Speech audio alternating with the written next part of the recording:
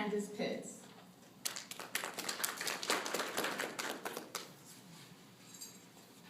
Good afternoon, everyone.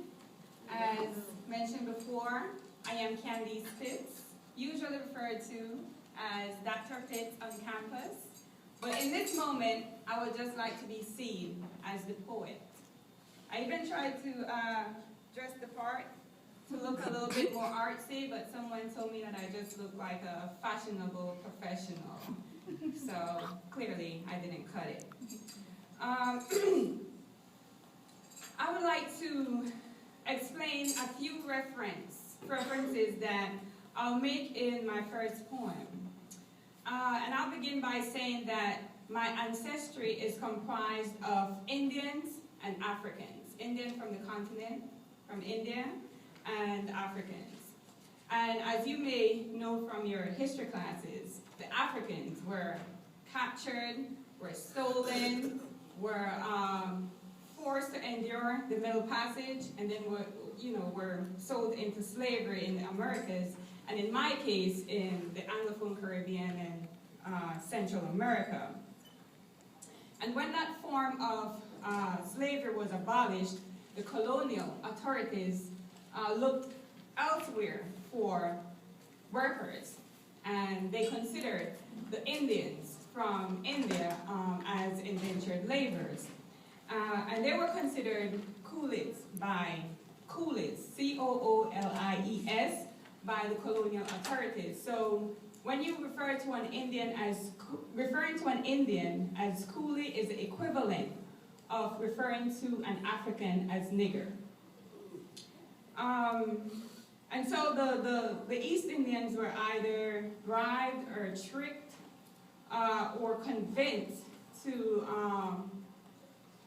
journey across the Kalapani to the West Indies, where they settled in places like Jamaica, Trinidad, Suriname, and Belize, my home country.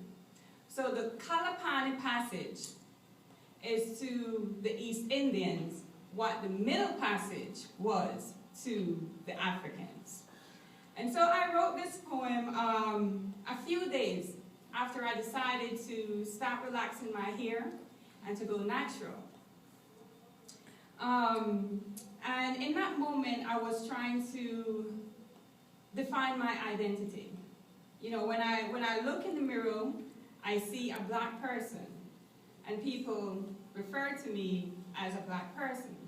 But then I find that ironic because I was raised with my mother's side of the family, and they're Indians. So I was exposed to that culture. And to just refer to myself as a black person, I feel is negating my mother's side of the family. And so I struggled, to define myself. And I was able to write this poem. So the poem is structured with lines on the left and lines on the right. And the lines on the right are responding to the lines of the left, the lines on the left, which is symbolic of the conversation I was actually having with myself. And the name of the poem is Identity, with an emphasis on the I. My father is beautiful. He is African. But so is my mother. She is East Indian. I shape history. But so too is my mother, Africa, India, Belize. I have legacy. My ancestors endured the Middle Passage. My ancestors endured the Kalapani Passage. They are beautiful and strong, and so are their children, children's children, and great-great-grand, ad infinitum. I am strong. Don't think I am not East Indian because I look African. Don't think I'm not African because I look East Indian. I transcend categories. I can wear a kaba. I can wear a sari. But I love to wear my own style. I love to be me. I am shape-shifting. I mix my roti with stewed chicken and rice and beans and callaloo too.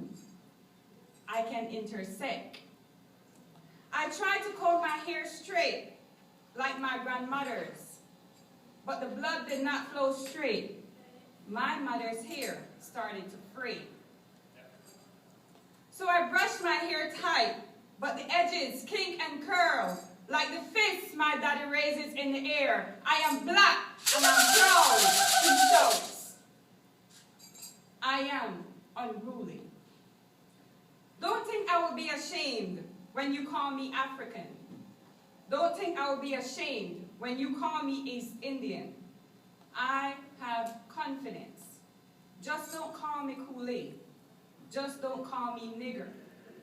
Some say Douglas, but that's not me either. I defy labels. I come from that space in between, when the Middle Passage and the Kalapani connect in the Caribbean Sea. I am Nodal. I was born in Belize, mixed with all my encounters and experiences. One big ball up, like Belizeans say. I am who I am. I am the sum of differences. If you cannot tell which I am, then that's exactly who I am.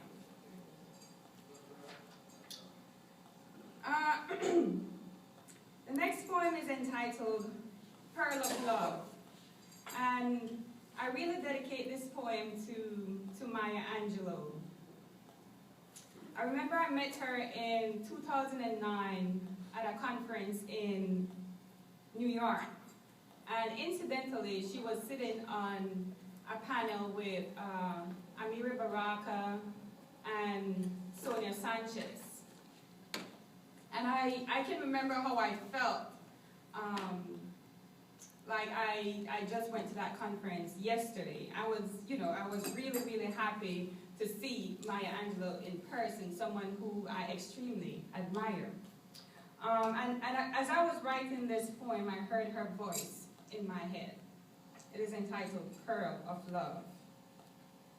I have come into my own, into love, into loving myself.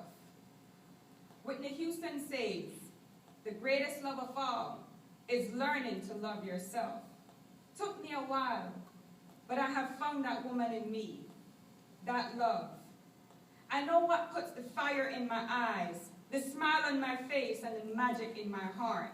It is not a man, it is God working. I look in the mirror, I see him sculpting this woman in me, a masterpiece. I put the word in worthy, the amaze in amazing, the phenom in phenomenal. Maya Angelou says, phenomenal woman, well, that's me.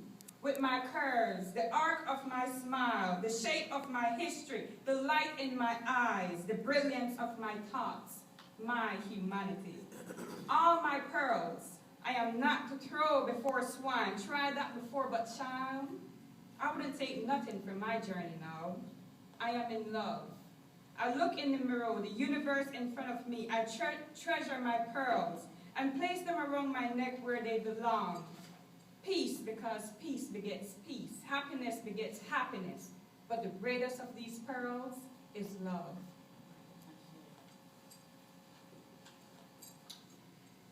And this next poem is entitled Black Tears for Trayvon Martin. And I remember, I'm not sure if the death of Trayvon Martin was worse or hearing that George Zimmerman was found not guilty. But I think both of them had equal impact on me. And I felt very helpless in those moments. And of course, you know, writing poetry is my own way of venting my frustration.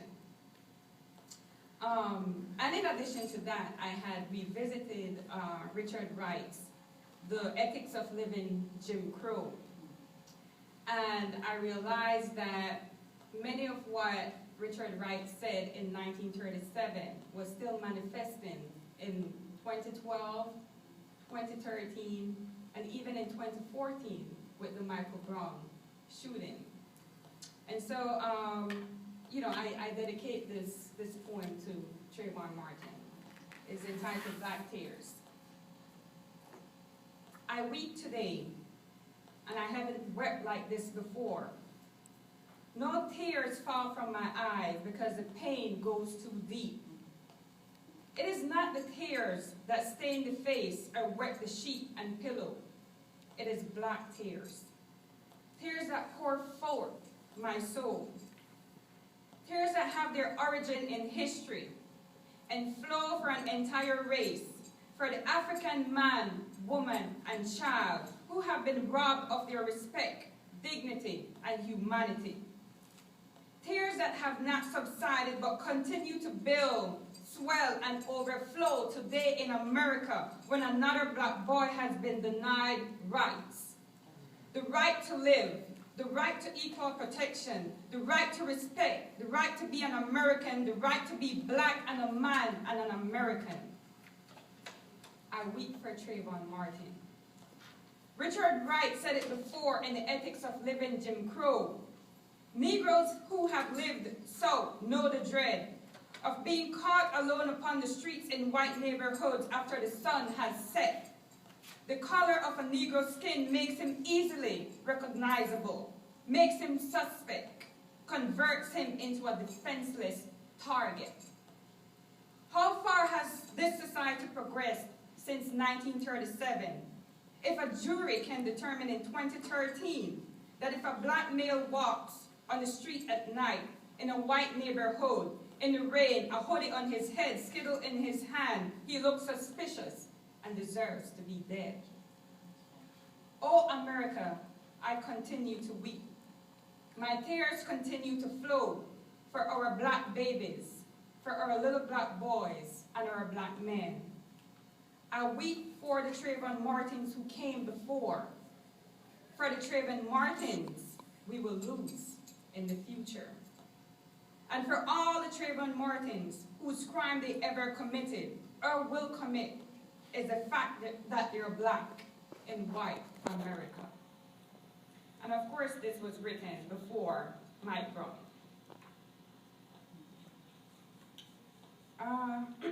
This next poem is for my friends who say I don't write love poems. I actually do write love, or poems about love, but I just don't share them. I love to share the political and the cultural stuff. But I'll share this one, or these two. Lovemaking. It's entitled Lovemaking. If I write how I feel for you in the form of words, the form of words would take the form of this poem. Romantics would say only a writer could imagine the fantastic world I create when I see you hold your pen. But greater than your pen are your words. You think and I dream, you write and I read. You are my Broadway, my Lovelace, my Jimmy B, and my Evan X too. Only you can go farther, love, and write to my soul. Let my soul and your soul rendezvous in a writer's paradise. We can dance the night away on the pages of your imagination. Let me awake the next morning between the sheets of your novella. Let me be the heroine of your play. For your poem, I would be your coquette, but a wife in your novel, if you ask, I say yes. A man who can dress me with his pen, has always been my weakness.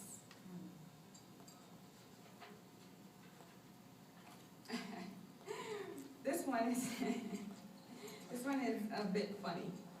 It's entitled, Love You Too. She acts like she's real stush, but I made her scream my name. Face contorting, body convulsing, bent out of shape. So unlike the face that teaches students feminism. There is no politics between us, only chemistry. I made her favorite topic, anatomy. As she clasped my body, lips and legs wide apart as she received the weight of my love and the warmth of my soul. We leave no room for hatred, no space to discuss misogyny. She forgets every